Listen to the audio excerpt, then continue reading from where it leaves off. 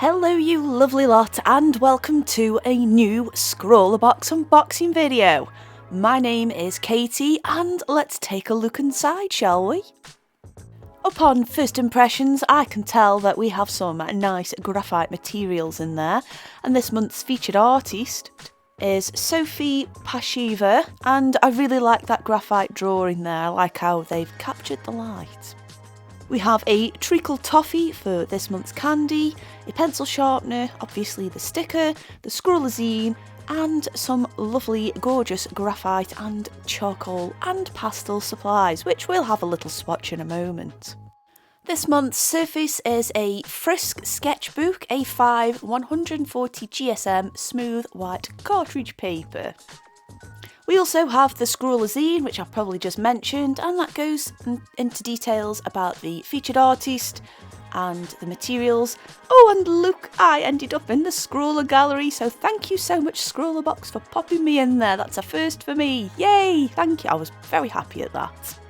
The Scrawler prompt is leading light, but we'll get into that once I start drawing. But first of all, it is of course swatch time.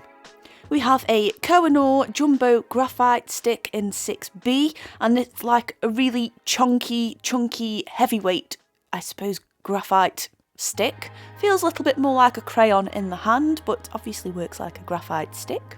We also have a Koh-i-Noor Clutch Lead Holder, which is a 5.6mm in 4B, and again, very similar principles for applying your graphite. It's good for larger areas. Obviously not quite as dark, but you do have the convenience of it not quite going all up your hands because it is encased in a mechanical barrel. Speaking of mechanical, we also have a Derwent Precision mechanical pencil. It has a little eraser on the top and it is in 0.7mm. Doesn't mention what strength the lead is, so let's just assume it's a HB. We have two Derwent pastel pencils, one in carbon black and the other in titanium white, and a really good Derwent pastel pencil sharpener as well. So upon first impressions, I would say that this month's box, well, which is November's box, is a really nice sketching kit. I haven't used the Koh-i-Noor graphite stick, at least in that size, before. I do have a Clutch graphite pencil, but again, the thickness of the lead in there is much bigger, so it's going to be nice to give these a try and see how they handle. For the prompt, which is leading light, I thought I'd just draw a picture of my beloved best pal Chester, because he is a nice ray of light in my life. I love that dog and I haven't drawn him for a while, and I just thought this would be a great opportunity. And also, it's not very often you guys get to see me sketch from scratch. I've usually got something pre-drawn out because I'm using different mediums, so it's actually kind of nice for you guys to watch the process as it unfolds. I used the mechanical pencil just to get the rough outlines, and I'm sure at some point I'll put a reference picture up if I haven't already. I've very lightly pressed down because I don't want to imprint the paper as well with the pressure of the lead. I want to be able to smudge easily or erase it as necessary. As important as it is to get your guidelines down and your rough shapes before adding the details on top, I don't recommend putting too much pressure on there. And now I begin to start adding a little bit of tone and depth by using the big chunky graphite stick as well as the mechanical graphite pencil. The key again is to go in there lightly. I guess you can compare it to doing a watercolour where you're adding your layers of colours. I'd treat it quite similar in this case where you're adding gradual layers of tone. Now you can smudge this with your fingers. I mean, there was no blending stump included in there, but I really can't stand the texture of graphite or charcoal or pastels in my fingerprints. It really does go through me, so I did use a blending stump. If I really wanted to be super hardcore Scrawlrbox and not use my finger, I would have perhaps torn a little bit of card off the box and smudged it around using that. That's also an option if you don't have a blending stump available. Or you could roll up some paper and create a tortillon. And speaking of paper, I think this paper is gorgeous to work on. It's a relatively smooth paper, but there's just enough texture on there to grip at the graphite and charcoal pastel particles and allow you to smooth it around without it literally falling off the page later. So again, nice choice with the paper there, Scrawlrbox.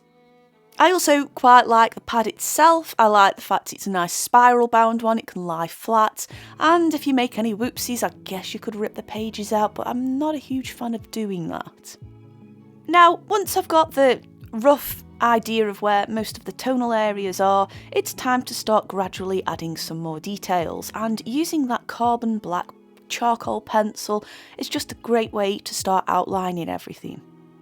With the areas around his mouth, which I think makes him look a little bit like a walrus, I did find that that pencil sharpener was actually really good at creating a nice solid point without damaging the lead. I'm not a big pastel user because personally I can never quite get the details right. I've used sharpeners before for pastel pencils and every time the lead's just broken, so it's actually quite nice to have a specific and dedicated one for the job, and it does work really well. It does leave a slight bit more of an impression, and that's fine because at this stage I was ready to start adding those details in, although I did soften those lines to begin with because again I'm still kind of in the building the layers stage. Because I'd added quite a lot of fine layers of graphite beforehand, it didn't have an impact when applying the pastel over the top.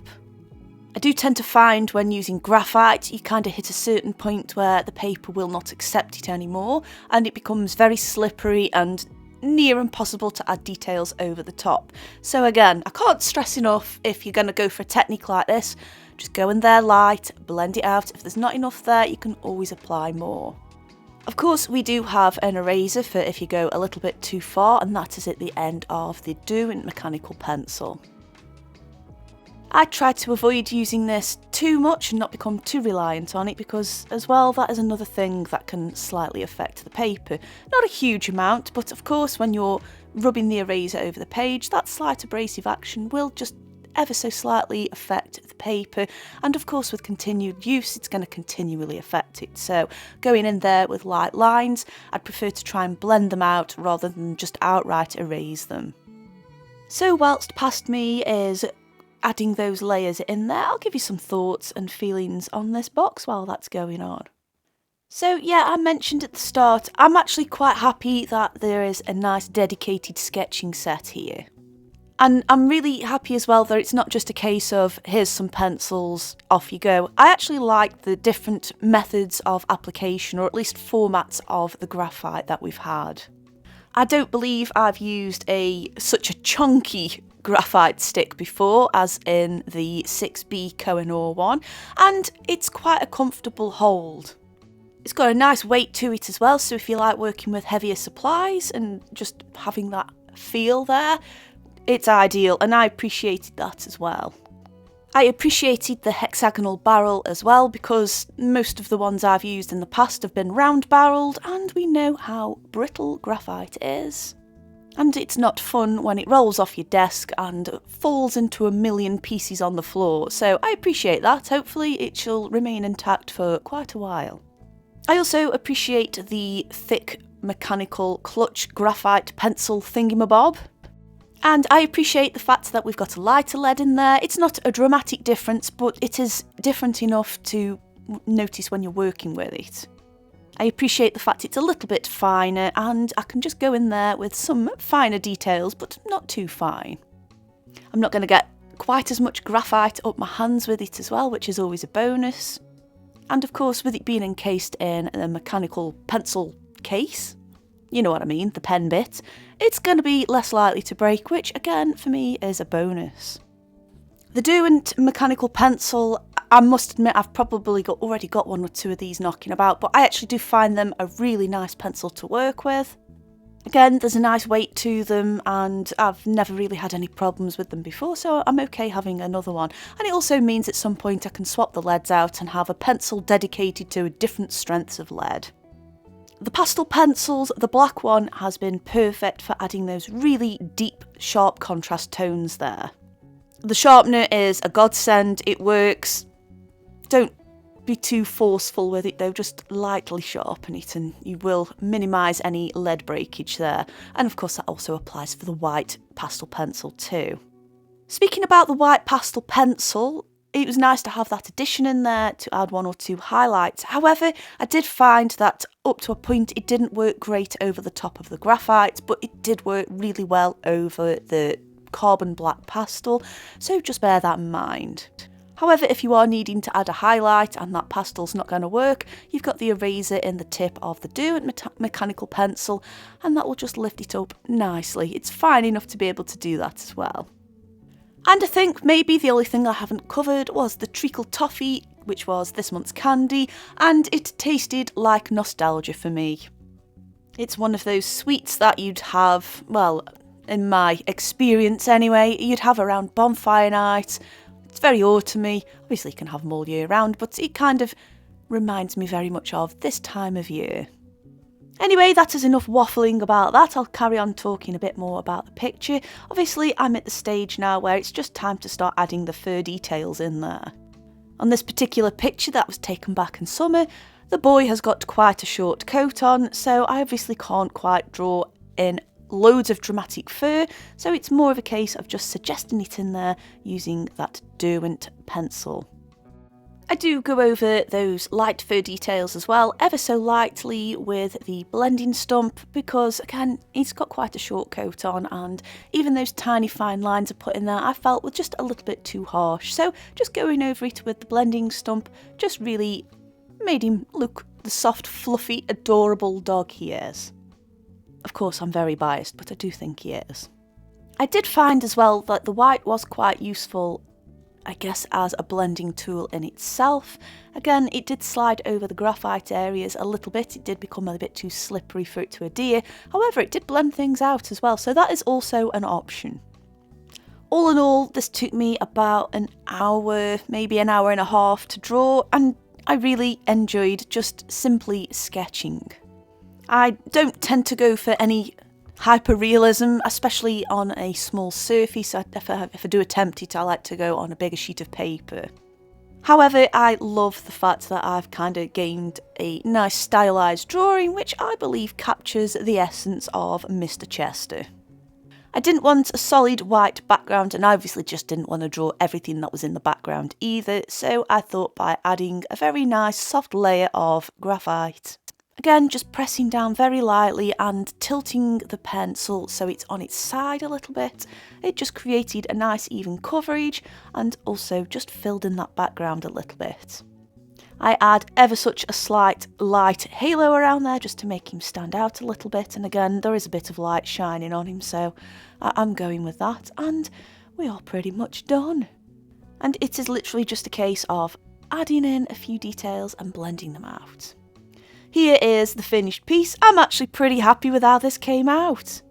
And to be honest, again, I'm really happy that I had a nice excuse to draw the dog, because I haven't drawn him for ages and I was sort of itching to do it anyway, so this box was just the perfect vessel to do that. Of course, let me know down below what you guys thought of the box. I loved it. It was just what I wanted. I want to say a huge thank you for watching. I hope you've enjoyed it and found it useful too. Don't forget to like, comment, subscribe, all that good stuff, and I'll see you lovely lot soon. Bye!